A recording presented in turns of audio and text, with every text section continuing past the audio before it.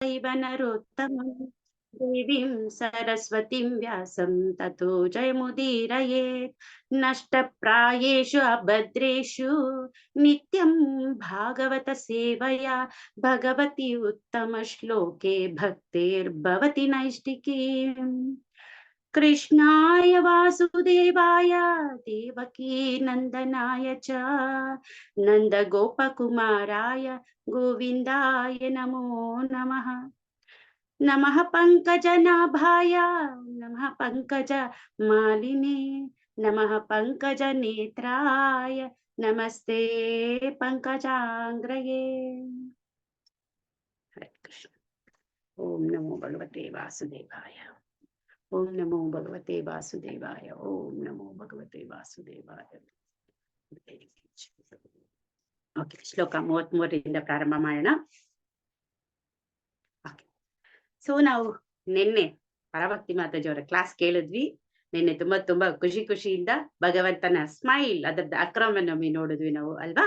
So ಭಗವಂತನ ಆ ಮುಗುಳ್ನಗೆ ಹಾಗೆ ಓರೆ ಕಣ್ಣೋಟ ಎರಡನ್ನೂ ನೋಡಿ ತುಂಬಾ ಆಸ್ವಾದನೆ ಪಟ್ಟು, ಸೊ ಮಾತಾಜಿ ನಮ್ಮ ಎಲ್ಲಾ ಹೃದಯಗಳನ್ನು ಸುರಿಗೊಂಡಿದ್ರು. ನಿನ್ನೆ ಭಗವಂತನ ಆ ನಗು ನೋಡೋದಕ್ಕೆ ಎಷ್ಟೋ ಜನ ದೇವಸ್ಥಾನಕ್ಕೂ ಕೂಡ ಬಂದಿದ್ರು. ಎಲ್ಲರೂ ಭಗವಂತನ ನಗುವನ್ನ ನೋಡಿ ತುಂಬಾ ಸಂತೋಷ ಪಟ್ಟಿದ್ದೀರಾ ಅಂತ ಅನ್ಕೊಳ್ತೀನಿ.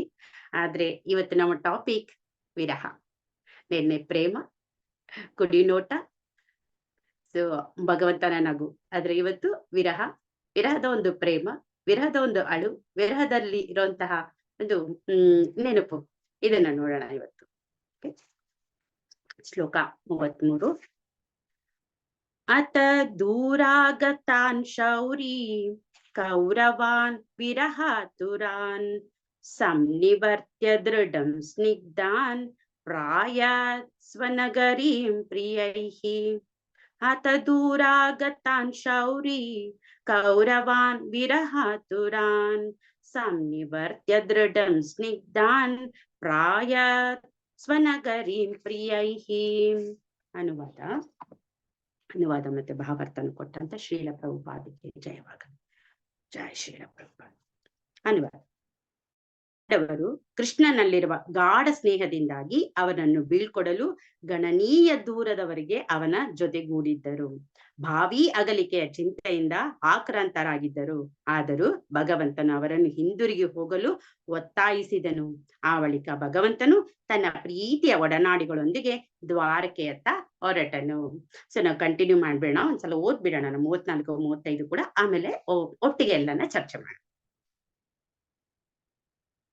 ಕುರಜಾಂಗಲ ಪಾಂಚಾಲಾನ್ ಶೂರಸೇನಾನ್ ಸಯಾಮುನಾನ್ ಬ್ರಹ್ಮಾವರ್ತಂ ಕುರುಕ್ಷೇತ್ರಂ ಮತ್ಸ್ಯಾನ್ ಸಾರಸ್ವತಾನಥ. ಕುರುಜಾಂಗಲ ಪಾಂಚಾಲಾನ್ ಶೂರಸೇನಾನ್ ಸಯಾಮುನಾನ್ ಬ್ರಹ್ಮಾವರ್ತಂ ಕುರುಕ್ಷೇತ್ರಂ ಮತ್ಸ್ಯಾನ್ ಸಾರಸ್ವತಾನಥ. ಮರುದನ್ಮತಿಕ್ರಮ್ಯ ಸೌವೀರಾಬೀರಯೋಃ ಪರಾನ್ ಆನರ್ತಾನ್ ಭಾರ್ಗವೋಪಾಗಾತ್ ಶ್ರಾಂತವಾಹೋ ಮನಾಗ್ವಿಭುಃ. ಮರುದ್ವನ್ಮತಿಕ್ರಮ್ಯ ಸೌವೀರಾಬೀರಯೋಃ ಪರಾನ್ ಆನರ್ತಾನ್ ಭಾರ್ಗವೋಪಾಗಾತ್ ಶ್ರಾಂತವಾಹೋ ಮನಾಗ್ವಿಭುಃ. ಅನುವಾದ. ಹೇ ಶೌನಕ, ಆ ಬಳಿಕ ಭಗವಂತನು ಕುರುಜಾಂಗಲ, ಪಾಂಚಾಲ, ಶೂರಸೇನ, ಯಮುನಾ ನದಿಯ ತೀರದ ಭೂಭಾಗ, ಬ್ರಹ್ಮಾವರ್ತ, ಕುರುಕ್ಷೇತ್ರ, ಮತ್ಸ್ಯ, ಸಾರಸ್ವತ, ಮರಳುಗಾಡು ಮತ್ತು ಅಲ್ಪ ನೀರಿರುವ ಭೂಭಾಗಗಳತ್ತ ಚಲಿಸಿದನು. ಈ ಪ್ರಾಂತಗಳನ್ನೆಲ್ಲ ದಾಟಿದ ಬಳಿಕ ಕ್ರಮೇಣ ಸೌವೀರ ಮತ್ತು ಆಭೀರ ಪ್ರಾಂತಗಳನ್ನು ತಲುಪಿದನು. ಅಲ್ಲಿಂದ ಇವುಗಳ ಪಶ್ಚಿಮಕ್ಕೆ ಹೋಗಿ ಕೊನೆಯಲ್ಲಿ ದ್ವಾರಕೆಯನ್ನು ತಲುಪಿದನು. ಭಾವಾರ್ಥ. ಭಗವಂತನು ದಾಟಿ ಹೋದ ಪ್ರಾಂತಗಳಿಗೆ ಆ ದಿನಗಳಲ್ಲಿ ಬೇರೆ ಹೆಸರಿತ್ತು. ಆದರೆ ಇಲ್ಲಿ ಕೊಟ್ಟ ಮಾರ್ಗಸೂಚಿ ಅವನು ದಿಲ್ಲಿ, ಪಂಜಾಬ, ರಾಜಸ್ಥಾನ, ಮಧ್ಯಪ್ರದೇಶ, ಸೌರಾಷ್ಟ್ರ ಮತ್ತು ಗುಜರಾತ್ಗಳ ಮೂಲಕ ಪ್ರಯಾಣ ಮಾಡಿ ಕೊನೆಗೆ ದ್ವಾರಕೆಯಲ್ಲಿರುವ ತನ್ನ ಗೃಹ ಪ್ರಾಂತವನ್ನು ತಲುಪಿದನೆಂದು ತಿಳಿಯಲು ತಕ್ಕುದಾಗಿದೆ. ಹಿಂದಿನ ದಿನಗಳಲ್ಲಿದ್ದ ಸದೃಶ ಪ್ರಾಂತಗಳ ಶೋಧದಿಂದ ನಾವು ಯಾವ ಲಾಭವನ್ನು ಪಡೆಯಲಾರೆವು. ಆದರೆ ರಾಜಸ್ಥಾನದ ಮರಳುಗಾಡು ಮತ್ತು ಮಧ್ಯಪ್ರದೇಶದಂತಹ ಅಲ್ಪ ಜಲವಿರುವ ಪ್ರಾಂತಗಳು 5000 ವರ್ಷಗಳ ಹಿಂದೆಯೇ ಇದ್ದವೆಂದು ತೋರುತ್ತದೆ. ಇತ್ತೀಚಿನ ವರ್ಷಗಳಲ್ಲಿ ಅದು ಹೆಚ್ಚಿದೆ ಎಂಬ ಮೃತ ಪರಿಣತರ ಸಿದ್ಧಾಂತಕ್ಕೆ ಭಾಗವತದ ಹೇಳಿಕೆಯಿಂದ ಆಧಾರ ಇಲ್ಲದಂತಾಯಿತು. ನಾವು ಈ ವಿಷಯವನ್ನು ಹೆಚ್ಚಿನ ಸಂಶೋಧನೆಗಾಗಿ ಪರಿಣತ ಭೂಗರ್ಭಶಾಸ್ತ್ರಜ್ಞರಿಗೆ ಬಿಟ್ಟು ಬಿಡಬಹುದು. ಏಕೆಂದರೆ ಬದಲಾಗುವ ಭೂಗರ್ಭ ಶಾಸ್ತ್ರದ ವಿವಿಧ ಹಂತಗಳನ್ನು ಒಳಗೊಂಡಿದೆ. ಈಗ ಭಗವಂತನು ಕುರು ಪ್ರಾಂತದಿಂದ ತನ್ನ ಸ್ವಂತ ಪ್ರಾಂತವಾದ ದ್ವಾರಕಾ ಧಾಮವನ್ನು ತಲುಪಿದನೆಂದು ನಾವು ತೃಪ್ತರಾಗಿದ್ದೇವೆ. ಕುರುಕ್ಷೇತ್ರವು ವೇದ ಕಾಲದಿಂದಲೂ ಅಸ್ತಿತ್ವದಲ್ಲಿದೆ. ವ್ಯಾಖ್ಯಾನಕಾರರು ಕುರುಕ್ಷೇತ್ರದ ಅಸ್ತಿತ್ವವನ್ನು ಅಲಕ್ಷಿಸುವುದಾಗಲಿ ನಿರಾಕರಿಸುವುದಾಗಲಿ ಶುದ್ಧ ಮೂರ್ಖತನ. ಹರೇ ಕೃಷ್ಣ. ಓಂ ಅಜ್ಞಾನತಿಮಿರಂಧಸ್ಯ ಜ್ಞಾನಾಂಜನ ಶಲಾಕಯ ಚಕ್ಷುರುನ್ಮಿಲಿತಮೇನ ತಸ್ಮೈ ಶ್ರೀ ಗುರವೇ ನಮಃ. ನಮೋ ವಿಷ್ಣುಪಾದಾಯ ಕೃಷ್ಣ ಪ್ರೇಷ್ಠಾಯ ಭೂತಲೆ ಶ್ರೀಮತೆ ಭಕ್ತಿವೇದಾಂತ ಸ್ವಾಮಿನಿತಿ ನಾಮಿನಿ ನಾಮಸ್ತೆ ಸಾರಸ್ವತೆ ದೇವಿ ಗೌರವಾಣಿ ಪ್ರಚಾರಣೆ ನಿರ್ವಿಶೇಷ ಶೂನ್ಯವಾದಿ ಪಾಶ್ಚಾತ್ಯ ದೇಶಧಾರಣೆ ವಾಂಚಾಕಲ್ಪತರುಭ್ಯಶ್ಚ ಕೃಪಾ ಸಿಂಧುಭ್ಯೋ ಚ ಪತಿತಾನಾಂ ಪಾವನೇಭ್ಯೋ ವೈಷ್ಣವೇಭ್ಯೋ ನಮೋ ನಮಃ. ಮೂಕಂ ಕರೋತಿ ವಾಚಾಲಂ ಪಂಕಂ ಲಂಘಯತೆ ಗಿರಿಂ ಯತ್ಕೃಪಾತಮಹಂ ವಂದೇ ಪರಮಾನಂದ ಮಾಧವಂ ಶ್ರೀ ಗುರುಂ ಶ್ರೀನಾಥಾಯ. ಹರೇ ಕೃಷ್ಣ. ಓಕೆ, ಇವತ್ತು ನಾವು 33, 34, 35 ಈ ಒಂದು ಶ್ಲೋಕಗಳ ಭಾಗವತ ಶ್ಲೋಕಗಳ ಅರ್ಥವನ್ನ ತಿಳ್ಕೊಳ್ಳೋದಕ್ಕೆ ಪ್ರಯತ್ನ ಪಡೋಣ. ಇದರ ಒಂದು ಚರ್ಚೆ ಮಾಡೋಣ. ಇಲ್ಲಿ ಹೇಳ್ತಾ ಇದ್ದಾರೆ, ಕುರುವಂಶದ ಪಾಂಡವರು ಕೃಷ್ಣನಲ್ಲಿರುವ ಗಾಢ ಸ್ನೇಹದಿಂದಾಗಿ ಅವನನ್ನು ಬೀಳ್ಕೊಡಲು ಗಣನೀಯ ದೂರದವರೆಗೆ ಅವನ ಜೊತೆಗೂಡಿದ್ದರು. ಭಾವಿಯ ಕಲಿಕೆಯ ಚಿಂತೆಯಿಂದ ಆಕ್ರಾಂತರಾಗಿದ್ದರು. ಆದರೂ ಭಗವಂತನು ಅವರನ್ನು ಹಿಂತಿರುಗಿ ಹೋಗಲು ಒತ್ತಾಯಿಸಿದನು. ಆ ಬಳಿಕ ಭಗವಂತನು ತನ್ನ ಪ್ರೀತಿಯ ಒಡನಾಡಿಗಳೊಂದಿಗೆ ದ್ವಾರಕ್ಕೆ ಅಂತ ಹೊರಟನು. ಸೊ 33ನೇ ಶ್ಲೋಕ ಮೊದಲು ಚರ್ಚೆ ಮಾಡೋಣ, ಆಮೇಲೆ 34, 35ಕ್ಕೆ ಬರೋಣ. ಓಕೆ, ಹರೇ ಕೃಷ್ಣ. ಸೊ ನೀನೆಲ್ಲರೂ ತುಂಬಾ ಸ್ಮೈಲ್ ಫೇಸ್ ಅನ್ನ ನೋಡಿದ್ದೀರಾ ಭಗವಂತನದ್ದು, ಹಾಗೆ ಓರೆ ಕುಡಿ ನೋಟಗಳನ್ನು ಕೂಡ ನೋಡಿದ್ದೀರಾ. ಆದ್ರೆ ಇವತ್ತು ಭಗವಂತ ನಮ್ಮ ಹಸ್ತಿನಾಪುರದಿಂದ ದ್ವಾರಕೆ ಅಂತ ಹೊರಟೆ ಬಿಟ್ಟಿದ್ದಾರೆ. ಸೊ ಹೊರಡುವಾಗ ಏನಾಯ್ತು, ಸಾಮಾನ್ಯವಾಗಿ ಯಾರಾದ್ರೂ ಹೊರಗಡೆ ಹೋದಾಗ ನಾವು ಕೂಡ ಹೊರಗಡೆ ಹೋಗಿ ಅವ್ರನ್ನ ಬೀಳ್ಕೊಡ್ತೀವಿ ಅಲ್ವಾ, ಟಾಟಾ ಬಾಯ್ ಬಾಯ್ ಹೇಳ್ತೀವಿ ನಾವು ಅಲ್ವಾ. ಸೊ ಅದೇ ತರ ಎಲ್ಲಿಂದ ಬಂತು ಈ ಒಂದು ಈ ಒಂದೆಲ್ಲ ಪದ್ಧತಿಗಳೆಲ್ಲ ಕೃಷ್ಣನ ಸಮಯದಿಂದನೇ ಬಂತು ಅಲ್ವಾ. ಸೊ ಯಶೋದಮ್ಮ ಏನೇನೆಲ್ಲ ಮಕ್ಕಳಿಗೆ ಮಾಡಿದ್ರು ಅದನ್ನ ಇವಾಗ ನಾವು ಮಾಡ್ತಾ ಇದ್ದೀವಿ. ಸೊ ಮಕ್ಕಳು ಬಾರ್ಲಿ ಬೀಳೋದಾಗಿರ್ಬೋದು, ಹಲ್ಲು ಬಂದಾಗಿರ್ಬೋದು, ಅಥವಾ ಕಿವಿ ಚುಚ್ಚೋದಿರ್ಬೋದು, ಇಂತಹ ಒಂದು ಸಂದರ್ಭಗಳಾಗಿರ್ಬೋದು. ಅದಕ್ಕೆ ಏನಕ್ಕೆ ನಾವು ಹಬ್ಬಗಳನ್ನ ಆಚರಿಸ್ತೀವಿ ಅಂತ ಹೇಳಿದ್ರೆ ಯಶೋದಮ್ಮ ಮಾಡಿದ್ರು, ಅದಕ್ಕೋಸ್ಕರ ಅದು ಹಾಗೆ ಮುಂದುವರಿತಾ ಇಲ್ಲಿವರೆಗೂ ನಾವು ಮಾಡ್ತಾ ಇದ್ದೀವಿ. ಸೊ ಇಲ್ಲಿ ಕೂಡ ನಮ್ಮ ಪಾಂಡವರೆಲ್ಲರೂ ಕೂಡ ಎಷ್ಟು ಪ್ರೀತಿ ಕೃಷ್ಣನನ್ನ ಕಂಡ್ರೆ ಅಂದ್ರೆ ಅವ್ರು ಹೊರಡ್ತಾ ಇರುವಾಗ ಅವರ ಜೀವಗಳೆಲ್ಲ ಕರಗು ಹೋಗ್ಬಿಡ್ತಾ ಇದೆ, ಅವ್ರ ಹೃದಯಗಳು ಬೀಟ್ತಾ ಇದೆ. ಸೊ ಭಗವಂತ ಹೊರಗಡೆ ಹೋಗ್ತಾ ಇರುವಾಗ ಅವ್ರಿಗೆ ನೋವನ್ನ ತಡ್ಕೊಳಕ್ ಆಗ್ತಾ ಇಲ್ಲ. ಸೊ ಸಾಮಾನ್ಯವಾಗಿ ತುಂಬಾ ನಾವ್ ಯಾರನ್ನ ಪ್ರೀತಿಸಿ ಅವ್ರು ಹೊರಗಡೆ ಹೋಗ್ತಾ ಇರುವಾಗ ನಮ್ಗೆ ಏನ್ ಅನ್ಸತ್ತೆ, ಅಯ್ಯೋ ನಾವು ತುಂಬಾ ಅವ್ರನ್ನ ಮಿಸ್ ಮಾಡ್ಕೊಂಡ್ಬಿಡ್ತೀವಿ ಅಂತ ಹೇಳ್ಬಿಟ್ಟು ಅನ್ಸತ್ತೆ ಅಲ್ವಾ. ಅವಾಗ ಏನ್ ಮಾಡ್ತೀವಿ, ನಾವು ಕೂಡ ಸಾಮಾನ್ಯವಾಗಿ ಎಲ್ಲರೂ ಕೂಡ ಮನೆಯಿಂದ ಹೊರಗಡೆ ಹೋಗಿ ಅವ್ರನ್ನ ಬೀಳ್ಕೊಡ್ತೀವಿ. ಆದ್ರೆ ತುಂಬಾ ಪ್ರೀತಿಯವ್ರು ಇನ್ನೂ ತುಂಬಾ ಪ್ರೀತಿಯವ್ರು ಇದ್ರೆ ಏನ್ ಮಾಡ್ತೀವಿ, ಆ ಫ್ಲೈಟ್ ಅಲ್ಲಿ ಹೋಗ್ತಾ ಇದ್ರೆ ಹೇಳಿದ್ರೆ ಏರ್ಪೋರ್ಟ್ ವರ್ಗು ಹೋಗ್ಬಿಟ್ಟು ಬರ್ತೀವಿ, ಬಸ್ ಅಲ್ಲಿ ಹೋಗ್ತಾ ಇದ್ರೆ ಬಸ್ ಸ್ಟಾಪ್ ವರ್ಗು ಬಿಟ್ಟು ಬರ್ತೀವಿ, ಆಟೋ ಬುಕ್ ಮಾಡಿದ್ರೆ ಸೊ ಆಟೋ ಬರೋವರೆಗೂ ಹೊರಗಡೆ ಕಾಯ್ತಾ ಇರ್ತೀವಿ. ಇದೆ ಅಲ್ವಾ ನಾವು ಮಾಡೋದು. ಸೊ ಪಾಂಡವರು ಏನ್ ಮಾಡ್ತಾ ಇದ್ದಾರೆ ನೋಡಿ, ಭಗವಂತನನ್ನ ಎಷ್ಟು ದೂರದವರೆಗೆ ಆಗುತ್ತೋ ಅಲ್ಲಿವರೆಗೂ ಕೂಡ ಅವರನ್ನ ಹಿಂಬಾಲಿಸ್ಕೊಂಡು ಜೊತೆಗೆ ಹೋಗ್ತಾನೆ ಇದ್ದಾರೆ. ಕಡೆಗೆ ಭಗವಂತ ಹೇಳ್ತಾರೆ, ಸಾಕು ಇಲ್ಲ ನೀವು ಹೊರಡಿ ಅಂತ ಹೇಳ್ತಾರೆ. ಸೊ ಭಗವಂತನಿಗೆ ಕೂಡ ತುಂಬಾ ವಿರಹ, ಅಯ್ಯೋ ನನ್ನ ಭಕ್ತರನ್ನ ಬಿಟ್ಬಿಟ್ಟು ದೂರ ಆಗ್ಬೇಕಲ್ಲ ಅಂತ. ಆದ್ರೆ ದ್ವಾರಕೆನಲ್ಲೂ ಕೂಡ ಭಕ್ತರು ಕಾಯ್ತಾ ಇದಾರಲ್ಲ. 16,108 ಜನ ಪತ್ನಿಯರು, ಎಲ್ಲ ಗೋಪಿಕಾ ಸ್ತ್ರೀಯರು ಅಲ್ಲಿದ್ದಾರೆ. ಸೊ ಹಾಗಾಗಿ ಅವರನ್ನ ಕೂಡ ಭೇಟಿ ಮಾಡ್ಬೇಕಲ್ವಾ. ಹಾಗಾಗಿ ಇವ್ರಿಗೆ ವಿರಹ ಅಲ್ಲಿಗೆ ಹೋದ್ರೆ ಅವ್ರಿಗೆ ವಿರಹ ಇಲ್ಲಿದ್ರೆ, ಸೊ ಈ ವಿರಹ ಅಂತೂ ತಪ್ಪಿದ್ದಲ್ಲ ಅಲ್ವಾ. ಆದ್ರೆ ಈ ವಿರಹದಲ್ಲಿ ಕೂಡ ಎಷ್ಟು ಪ್ರೇಮ, ಎಷ್ಟು ನೆನಪು, ಎಷ್ಟು ನಾವು ಆ ಕಾಯೋದು ಅನ್ನೋದು ಇರುತ್ತಲ್ವಾ, ಅದು ತುಂಬಾ ಚೆನ್ನಾಗಿರುತ್ತೆ. ಸೊ ಅದ್ರಲ್ಲೂ ಕೂಡ ಭಗವಂತನಗೋಸ್ಕರ ಕಾಯೋದು ಅಂತ ಹೇಳಿದ್ರೆ, ಭಗವಂತನ ಭಕ್ತರಿಗೋಸ್ಕರ ಕಾಯೋದು ಅಂದ್ರೆ ವಿಶೇಷವಾದಂತ ಮಹತ್ವ ಹೊಂದಿದೆ. ಅದು ನಮ್ಮ ಹೃದಯಗಳು ಯಾವಾಗ್ಲೂ ಕಾಯ್ತಾ ಇರುತ್ತೆ ಅವರ ಸೇವೆ ಮಾಡೋದಕ್ಕೆ ಅಂತ ಹೇಳ್ಬಿಟ್ಟು. ಈ ಒಂದು ಬೀಳ್ಕೊಡುಗೆಯ ವಿಷಯವನ್ನ ಹೇಳ್ತಾ ಇರುವಾಗ ನನಗೆ ಒಂದು ಕತೆ ಹೇಳ್ಬೇಕು ಅಂತ ಅನ್ನಿಸ್ತಾ ಇದೆ. ಏನಂದ್ರೆ ಲಾಸ್ಟ್ ಟೈಮ್ ನಮ್ಮ ದೇವಸ್ಥಾನಕ್ಕೆ ಸುಂದರ್ನಿ ತಾಯಿ ಪ್ರಭು, ನಮ್ಮ ಶ್ರೀವಾಸ್ ಪ್ರಭು ಅವರ ಬಾಮೈದ ಅವ್ರು ಬಂದಿದ್ರು. ಅವರು ಒಂದು ಕ್ಲಾಸ್ ತಗೊಳ್ತಾ ಇದ್ರು. ಆ ಕ್ಲಾಸ್ ಅಲ್ಲಿ ಈ ನಾವ್ ಏನ್ ಹೇಳ್ತೀವಲ್ಲ, ಹೊರಗಡೆ ಹೋಗುವಾಗ ನಾವ್ ಬಾಯಿ ಹೇಳ್ಬಿಟ್ಟು ಬರ್ತೀವಿ, ಇದ್ರ ಬಗ್ಗೆನೆ ಒಂದು ಕತೆ ಹೇಳ್ತಾ ಇದ್ರು. ಅದನ್ನ ಇಲ್ಲಿ ಚರ್ಚೆ ಮಾಡೋಣ ನಾವಿವತ್ತು. ಸೊ ದೊಡ್ಡದಾಗಿದೆ, ಅದ್ರ ಶಾರ್ಟ್ ಮಾಡ್ಬಿಟ್ಟು ಹೇಳ್ಬಿಡ್ತೀನಿ ಸಮಯದ ಅಭಾವ ಇರೋದ್ರಿಂದ. ಒಂದ್ಸಲ ಶ್ರೀ ಪರಂಪರೆಯಲ್ಲಿ ಇರುವಂತಹ ಒಬ್ಬ ಪೂಜಾರಿ, ಅವರು ಒಂದು ಸ್ವಲ್ಪ ಕಾಡು ತರ ಇರೋ ಒಂದು ಪ್ರದೇಶ ಅಂತ, ವಿಲೇಜ್ ತುಂಬಾ ಒಳಗಡೆಗಿದೆ, ಅಲ್ಲಿ ಒಂದು ಮನೆ ಮಾಡ್ಕೊಂಡಿದ್ರು. ಸೊ ಪೂಜಾ ವಿಧಾನಗಳನ್ನ ಮುಗಿಸ್ಕೊಂಡು ಬಂದು ತನ್ನ ಹೆಂಡತಿ ಕುಟೀರದಲ್ಲಿ ಎಲ್ಲಿದ್ದಾರೆ ಅಲ್ಲಿಗೆ ಬಂದು ಅಲ್ಲಿ ನೆಲೆಸಿದ್ರು. ಒಂದಿನ ಸಾಯಂಕಾಲ ಏನಾಗತ್ತೆ, ಸಂಜೆ ಆಗೋಗ್ಬಿಟ್ಟಿರುತ್ತೆ. ಅವಾಗ ಬಂದ್ಬಿಟ್ಟು ಮನೆ ಯಾರೋ ಕದ ತಡ್ತಾರೆ. ಸೊ ಅವಾಗ ಇವ್ರು ಹೋಗ್ಬಿಟ್ಟು ತೆಗಿತಾರೆ. ಯಾರಿರ್ಬೋದು ಇಷ್ಟೊತ್ತಲ್ಲಿ ಬಂದಿದ್ದಾರೆ ಮನೆಗೆ ಅಂತ ಹೇಳ್ಬಿಟ್ಟು. ಆದ್ರೆ ಈ ಪೂಜಾರಿಗಳು ತುಂಬಾ ಕಡು ಬಡವರು. ಅವ್ರ ಹತ್ರ ಏನೇನೂ ಇಲ್ಲ. ಏನು ಸಿಗುತ್ತೋ ಒಂದು ಹಣ್ಣಾಗಿರ್ಬೋದು, ಹಾಲಾಗಿರ್ಬೋದು, ನೀರಾಗಿರ್ಬೋದು ಅದನ್ನೇ ಕುಡಿದು ಅವರು ಸಂತೋಷದಿಂದ ಭಗವಂತನ ಭಕ್ತಿ ಮಾಡ್ಕೊಂಡಿರ್ತಾ ಇದ್ರು ಯಾವಾಗ್ಲೂನು. ಆದ್ರೆ ಇವಾಗ ಕದ ತಟ್ಟಿದ ತಕ್ಷಣ ಇವರಿಗೆ ಟೆನ್ಷನ್. ಯಾರಿರ್ಬೋದು ಇಷ್ಟೊತ್ತಲ್ಲಿ? ಅದು ಕೂಡ ನಾವು ತುಂಬಾ ದೂರದ ಇದ್ದೀವಿ. ನಾವು ಏನು ಒಂದು ದೂರದ ಪ್ರದೇಶದಲ್ಲಿ ಇರೋದ್ರಿಂದ ಇಲ್ಲಿ ಯಾರು ಬಂದಿರ್ಬೋದು ಅಂತ ಅನ್ಕೊಳ್ತಾರೆ. ಕಡೆಗೆ ಹೋಗಿ ಆ ಆ ಭಕ್ತ ಆ ಗಂಡ ಯಾರಿದ್ದಾರೆ ಹೋಗಿ ಬಾಗಿಲು ತೆಗಿತಾರೆ. ಬಾಗಿಲು ತೆಗೆದ್ರೆ ಒಂದು ದಂಪತಿಗಳು ಬಂದಿರ್ತಾರೆ. ದಂಪತಿಗಳು ಹೇಳ್ತಾರೆ, ನಾವು ಈ ಕಡೆಯಿಂದ ಹಾದು ಹೋಗ್ತಾ ಇದ್ವಿ, ಆದ್ರೆ ಸಂಜೆ ಆಗೋಗ್ಬಿಡ್ತು, ಇನ್ನು ನಾವು ಒಳಗಡೆ ಹೋಗ್ಲಿಕ್ಕೆ ಆಗಲ್ಲ. ಇನ್ನ ಮುಂದೆ ಮುಂದೆ ಕಾಡು ಪ್ರದೇಶ ಇದೆ. ಹಾಗಾಗಿ ಇವತ್ತು ಒಂದು ದಿನ ನಮ್ಗೆ ಇಲ್ಲಿ ತಂಗೋದಕ್ಕೆ ನಮ್ಗೆ ಸ್ವಲ್ಪ ವ್ಯವಸ್ಥೆ ಮಾಡ್ಕೊಳ್ಳಿ. ನಾಳೆ ಬೆಳಗ್ಗೆನೆ ಪ್ರಾತಃ ಕಾಲದಲ್ಲೇ ನಾವೆದ್ದು ಹೊರಟೋಗ್ತೀವಿ ಅಂತ ಹೇಳ್ತಾರೆ. ಅದಕ್ಕೆ ದಂಪತಿಗಳು ಒಪ್ಕೊಳ್ತಾರೆ. ಒಳಗಡೆ ಕರೀತಾರೆ, ತುಂಬಾ ಪ್ರೀತಿಯಿಂದ ಮಾತಾಡಿಸ್ತಾರೆ. ಮಾತಾಡಿಸಿ ಅವ್ರಿಗೆ ಒಳ್ಳೆ ಆಸನಗಳನ್ನ ಕೊಡ್ತಾರೆ ಕೂತ್ಕೊಳ್ಳೋದಕ್ಕೆ. ಅವರು ತುಂಬಾ ಬಡವರು, ಬಟ್ ಇರೋದ್ರಲ್ಲೇ ಕೊಡ್ತಾರೆ. ಸೊ ಆಮೇಲೆ ಗಂಡ ತುಂಬಾ ಚೆನ್ನಾಗಿ ಮಾತಾಡಿಸ್ತಾ ಇರ್ತಾರೆ. ಆದ್ರೆ ಹಿಂದೆಯಿಂದ ಹೆಂಡತಿ ಕರೀತಾರೆ. ರೀ ಬನ್ನಿ ಇಲ್ಲಿ ಅಂತ ಕರೀತಾರೆ. ಸಾಮಾನ್ಯ ಅದೇ ಅಲ್ವಾ, ಮಾಡದೆ ಎಲ್ಲ ಹೆಂಗಸರು ಕರೀತಾರೆ. ಹೇಳ್ತಾರೆ, ನೋಡಿ ಮಣ್ಣಿನಲ್ಲಿ ಎಲ್ಲ ತುಂಬ ಹೋಗಿದೆ, ದಯವಿಟ್ಟು ಏನು ತಗೊಂಬನ್ನಿ ಅಂತ ಹೇಳ್ಬಿಡಿ, ಏನೂ ಇಲ್ಲ ಅಂತ ಹೇಳ್ಬಿಟ್ಟು ಹೇಳ್ತಾರೆ. ಸರಿ ಸರಿ ಅಂತ ಹೇಳ್ಬಿಟ್ಟು ಹೋಗಿ ಅವರನ್ನ ಮಾತಾಡಿಸ್ತಾ ಇರ್ತಾರೆ. ಇನ್ನೇನ್ ಮಾಡೋದು ಇವಾಗ? ಸೊ ಪ್ರೀತಿಯಿಂದ ಮಾತಾಡಿಸ್ತಾರೆ. ಪ್ರೀತಿ ಮಾತುಗಳು ಆಯ್ತು, ಆದ್ರೆ ಏನೋ ಒಂದು ಕೊಡ್ಬೇಕಲ್ಲ. ಹಾಗಾಗಿ ಹೆಂಡತಿಗೆ ಹೇಳ್ತಾರೆ, ಸ್ವಲ್ಪ ನೀರ್ ತಗೊಂಡ್ಬರ್ತೀಯಾ? ಇವರೆಲ್ಲ ತುಂಬಾ ಸುಸ್ತಾಗಿರ್ಬೋದು, ಅವ್ರಿಗೆ ನೀರನ್ನಾದ್ರೂ ಕೊಡು ಅಂತ ಹೇಳ್ತಾರೆ. ಹಾಗಾಗಿ ಹೆಂಡತಿ ತಗೊಂಬಂದು ನೀರ್ ಕೊಡ್ತಾರೆ.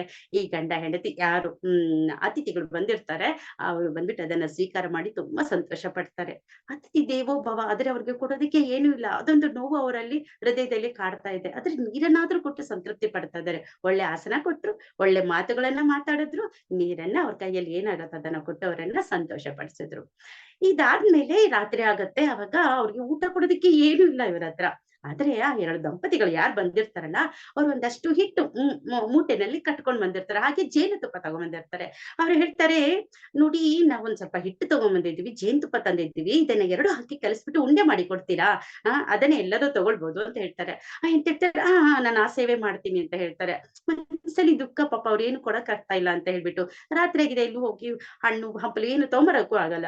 ಹಾಗಾಗಿ ಅವ್ರು ಕೊಟ್ಟಿದ್ದಂತ ಆ ಹಿಟ್ಟನ್ನ ತಗೊಳ್ತಾರೆ, ಅದನ್ನ ಜೇನುತುಪ್ಪ ಹಾಕಿ ಬೆರೆಸ್ತಾರೆ, ಮುದ್ದೆಗಳನ್ನ ಕಟ್ತಾರೆ, ಉಂಡೆಗಳನ್ನ ಕಟ್ಬಿಟ್ಟು ಎಲ್ಲರಿಗೂ ಕೊಡ್ತಾರೆ. ಎಲ್ಲರೂ ಅದನ್ನ ಸ್ವೀಕಾರ ಮಾಡಿ ಅವತ್ ರಾತ್ರಿ ಮಲ್ಕೊಂಡ್ಬಿಡ್ತಾರೆ. ಸೊ ನೆಕ್ಸ್ಟ್ ಡೇ ಬೆಳಗ್ಗೆನೆ ಪ್ರಾತಃ ಕಾಲ ಆಗತ್ತೆ. ಅವಾಗ ಎಲ್ಲರೂ ಶುದ್ಧವಾಗಿ ಭಗವಂತನ ಒಂದ್ ನಮಸ್ಕಾರ ಮಾಡ್ಕೊಂಡು ದರ್ಶನ ಮಾಡ್ಕೊಂಡು, ಸೊ ಈಗ ಈ ದಂಪತಿಗಳು ಯಾರು ಅತಿಥಿಗಳು ಬಂದಿದ್ರಲ್ಲ, ಅವರು ಹೊರಡೋದಕ್ಕೆ ಹೇಳ್ತಾರೆ, ನಾವಿನ್ನ ಹೊರಡ್ತೀವಿ, ನಾವಿನ್ನ ತುಂಬಾ ದೂರ ಹೋಗ್ಬೇಕು, ಹಾಗಾಗಿ ನಾವು ಹೊರಡ್ತಾ ಇದ್ದೀವಿ ಅಂತ ಹೇಳ್ತಾರೆ. ಸರಿ, ಇವ್ರು ಕೂಡ ಬೀಳ್ಕೊಡೋದಕ್ಕೆ ಅಂತ ಹೇಳ್ಬಿಟ್ಟು ಏನ್ ಮಾಡ್ತಾರೆ, ಬಾಗ್ಲಿಂದ ಹೊರಗಡೆ ಬರ್ತಾರೆ. ಸ್ವಲ್ಪ ದೂರದವರೆಗೂ ಇವ್ರ ಜೊತೆಗೆ ಹೋಗ್ತಾರೆ. ಅಲ್ಲಿ ಏನಿರತ್ತೆ ಅಂತ ಹೇಳಿದ್ರೆ ಒಂದು ರಸ್ತೆ. ಆ ರಸ್ತೆ ಅಂದ್ರೆ ರೋಡ್. ಆ ರೋಡ್ ಎಂಡ್ ವರ್ಗು ಹೋಗ್ತಾರೆ. ಅದಾದ್ಮೇಲೆ ತಿರುವು ಬರುತ್ತೆ, ಟರ್ನ್ ಬರುತ್ತೆ. ಆ ಟರ್ನ್ ಆಗೋದಕ್ಕೆ ಅಂದ್ರೆ ಅಷ್ಟು ದೂರದವರೆಗೂ ಅವ್ರು ಬಾಯ್ ಹೇಳ್ತಾನೆ ಇದ್ದಾರೆ. ಸೊ ನೋಡಿ, ಅವ್ರೇನ್ ಬಂಧುಗಳೆಲ್ಲ, ತಿಳಿದವರಲ್ಲ. ಅವ್ರೆಲ್ಲ ಅವ್ರು ಭಕ್ತರ ಇಲ್ಲೋ ಅಂತ ಇವ್ರಿಗೆ ಗೊತ್ತಿಲ್ಲ. ಏನು ಒಂದು ಅಟ್ಯಾಚ್ಮೆಂಟೇ ಇಲ್ಲ. ಆದ್ರೂ ಕೂಡ ಮೊದಲೇ ಬಂದಿದ್ರು ಕೂಡ ಅತಿಥಿಗಳಾಗಿರೋದ್ರಿಂದ ಅವರನ್ನ ಎಷ್ಟು ಪ್ರೀತಿಯಿಂದ ಬೀಳ್ಕೊಡ್ತಾ ಇದ್ದಾರೆ. ಸೊ ಅವರು ಇನ್ನೇನು ತಿರುವು ತಗೊಳ್ಬೇಕು, ಅವಾಗ ಏನ್ ಮಾಡ್ತಾರೆ, ಆ ಇಬ್ರು ಗಂಡ ಹೆಂಡತಿ ಕೂಡ ತಿರುಗಿ ಈ ದಂಪತಿಗಳನ್ನ ನೋಡ್ತಾರೆ. ಸೊ ಮುಖವನ್ನ ಈ ಕಡೆ ತಿರುಗಿಸಿ ಆ ದಂಪತಿಗಳನ್ನ ನೋಡ್ತಾರೆ. ಆದ್ರೆ ಇವ್ರು ಆ ಮರೆ ಆಗೋವರ್ಗು ಕೂಡ ಅವ್ರನ್ನ ನೋಡ್ತಾನೆ ಇದ್ದಾರೆ. ಅಷ್ಟು ಆನಂದಿಸ್ತಾ ಇದ್ದಾರೆ ಇವರು. ತಿರುಗಿ ನೋಡಿದಾಗ ಕಡೆಯಲ್ಲಿ ಯಾವಾಗ ಆ ದಂಪತಿಗಳು ಯಾರು ಹೊರಟೋಗ್ತಾ ಇದ್ರಲ್ಲ ಟರ್ನ್ ತಗೊಳ್ಳೋದಕ್ಕೆ, ಅವರು ತಿರುಗಿ ನೋಡ್ತಾರೆ. ಇದನ್ನ ಈ ದಂಪತಿಗಳು ನೋಡ್ತಾರೆ. ನೋಡಿದ ತಕ್ಷಣ ಅವ್ರಿಗೆ ಏನ್ ಕಾಣತ್ತೆ ಅಂತ ಹೇಳಿದ್ರೆ, ಅವರ ಮುಖಗಳು ಬದಲಾವಣೆ ಆಗೋಗಿ ಸ್ವಯಂ ಲಕ್ಷ್ಮೀ ನಾರಾಯಣರ ದರ್ಶನ ಕೊಡ್ತಾರೆ. ಅದನ್ನು ನೋಡಿದ ತಕ್ಷಣ ಈ ದಂಪತಿಗಳಿಗೆ ತುಂಬಾ ಏನು ದುಃಖ ಆಗೋಗ್ಬಿಡುತ್ತೆ, ತುಂಬಾ ಸಂತೋಷ ಆಗೋಗ್ಬಿಡುತ್ತೆ. ಒಂದೇ ಸಮಯದಲ್ಲಿ ಎಲ್ಲ ಆಗೋಗ್ತಾ ಇದೆ. ಇವ್ರು ಇಬ್ರು ಕೂಡ ಓಡ್ತಾರೆ. ಎಲ್ಲಿ ಭಗವಂತ ಅವ್ರು ದರ್ಶನ ಕೊಟ್ರು ಅಲ್ಲಿಗೆ ಓಡ್ ಹೋಗ್ತಾರೆ ಇಬ್ರು ದಂಪತಿಗಳು ಕೂಡ. ಅಷ್ಟರಲ್ಲಿ ಭಗವಂತ ಅದೃಶ್ಯರಾಗೋಗ್ತಾರೆ. ಓಡಿ ಹೋಗಿ ಅವ್ರು ಹೇಳ್ತಾರೆ, ಅಯ್ಯೋ ಭಗವಂತ ನೀವೇ ಬಂದಿದ್ರು ಕೂಡ ನಾವು ಏನು ಆತಿಥ್ಯವನ್ನ ಮಾಡ್ಲಿಕ್ಕಾಗ್ಲಿಲ್ಲ, ಎಂತ ದುರ್ಭಾಗ್ಯ ನಮ್ದು ಅಂತ ಹೇಳ್ತಾರೆ.